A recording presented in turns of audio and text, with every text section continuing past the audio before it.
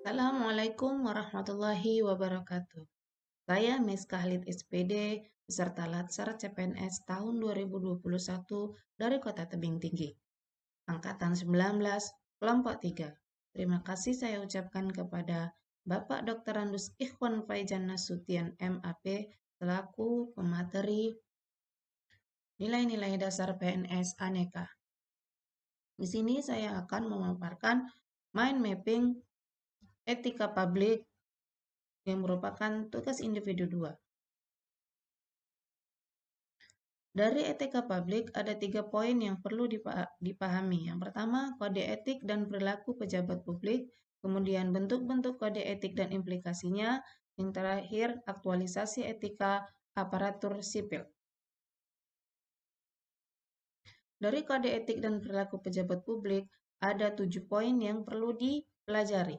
Yang pertama adalah pengertian dari etika, yang artinya lebih dipahami sebagai refleksi atas baik buruk, benar salah yang harus dilakukan atau bagaimana melakukan yang baik atau benar. Pengertian diambil dari modul etika publik. Yang kedua, pengertian dari kode etik. Kode etik adalah aturan-aturan yang mengatur tingkah laku dalam suatu kelompok khusus. Sudut pandangnya hanya ditujukan pada hal-hal prinsip dalam bentuk ketentuan-ketentuan tertulis. Selanjutnya ada kode etik ASN.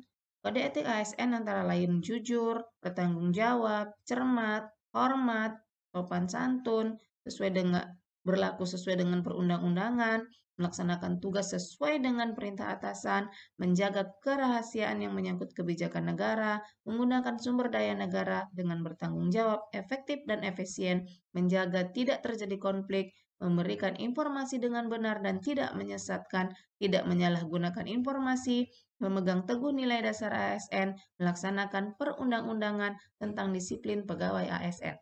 Selanjutnya ada nilai-nilai dasar etika publik. Nilai-nilai dasar etika publik, setelah nilai-nilai dasar etika publik, ada definisi dan lingkup etika publik. Definisi dan lingkup etika publik ini ada 3. Yang pertama, pelayanan publik yang berkualitas dan relevan. Yang kedua, sisi dimensi reflektif, etika publik berfungsi bantuan dalam menimbang pilihan sarana kebijakan sebagai publik dan alat evaluasi. Kemudian ada modalitas etika, menjembatani antara norma moral dan tindakan faktual. Kemudian dari kode etik ini ada tuntutan yang perlu dilakukan kepada ASN, yaitu menjadi pelayan publik yang profesional dan memiliki kompetensi etika, the right man in the right job, dan peka terhadap masi. Selanjutnya, perilaku pejabat publik itu nantinya harus sesuai dengan mindset. Perlu merubah mindset. Kekuasaannya menjadi pelayanan, wewenangnya menjadi sebuah peranan. Sadar bahwa jabatan publik adalah sebuah amanah. Selanjutnya, kita akan membahas tentang bentuk-bentuk kode etik dan implikasinya. Ada 5. Yang pertama, pentingnya etika publik agar masyarakat itu tetap percaya kepada ASN. Kemudian ada legitimasi kebijakan. Setiap pejabat memiliki eh,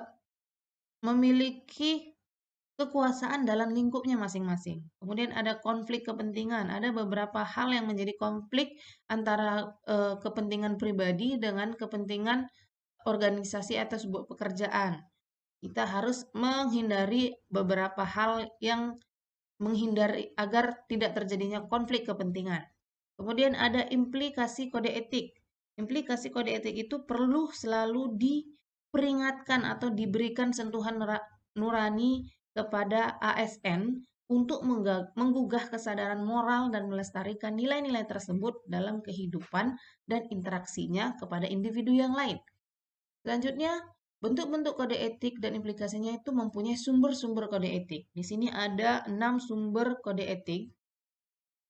Yang pertama ada Peraturan Pemerintah Nomor 11 Tahun 1959, kemudian Peraturan Pemerintah Nomor 21 Tahun 1975, kemudian ada Peraturan Pemerintah Nomor 30 Tahun 1980, Peraturan Pemerintah Nomor 42 Tahun 2004, Peraturan Pemerintah Nomor 53 Tahun 2010, dan Undang-Undang Nomor 5 Tahun 2014 tentang ASN.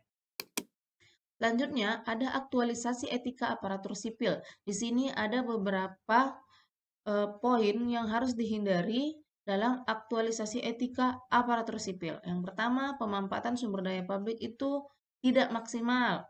Kemudian melakukan absen yang tidak jujur itu harus dihindari. Menerima tenaga honorer yang tidak diperlukan itu juga harus dihindari.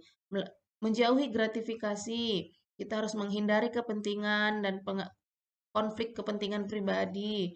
Kalau misalnya ada eh, pejabat yang korup, setidaknya tidak usah menjabat kembali. Kemudian ada tidak boleh membocorkan informasi, ada pengunduran diri pejabat, tidak boleh melanggar hukum, kemudian tidak boleh melakukan perbuatan tercela dan tidak melakukan atau membocorkan soal-soal ujian nasional. Nah, itulah tadi poin-poin penting yang perlu dipahami dari etika publik. Terima kasih atas perhatiannya. Saya ucapkan terima kasih. Assalamualaikum warahmatullahi wabarakatuh.